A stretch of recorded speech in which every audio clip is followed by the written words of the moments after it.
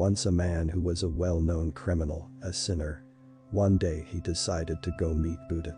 He wanted to be initiated and wanted Buddha's help, but he was afraid people might not allow him to enter his place. So, he decided to go at such a time when there were not too many people. Instead of entering from the main gate, he jumped from a wall of the back side. By chance, Buddha was gone for begging at that time. The man was caught by Buddha's disciple. The man said, "I have not come to steal or anything. I am well known around here, hated and feared by most around here. I was just afraid that you wouldn't allow me through the main gate, that's why I came from the back. You might not believe, but I want to become sanyasi, that's why I came here." So disciples who caught him took him to a disciple named Sariputra, who was a great astrologer and who had the capacity to read people's past lives. Disciples asked Sariputra, "Please, look into this man's past lives.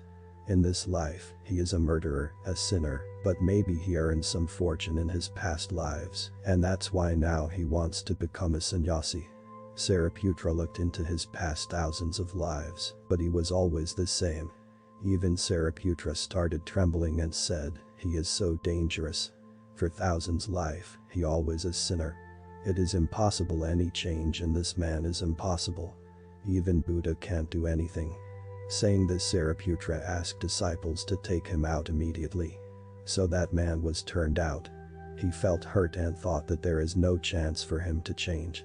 Alive, he couldn't be around Buddha. Thinking this, he wanted to commit suicide. So, just around the main gate corner, he started to hit his head against the stone wall to kill himself. Just then Buddha was returning from begging. Seeing man, he stopped him and took him inside. After few days, the man was initiated and became a disciple of Buddha. Now, everybody was confused. Sariputra went to Buddha and said, "This man has lived 1,000 lives of misery and has been a sinner. How can this man become initiated in some days?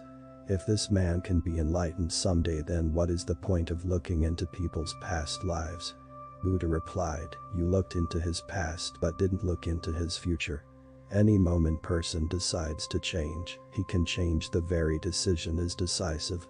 This man has lived 1,000 lives of miseries, but now he hankers to change, and his intensity to change is infinite.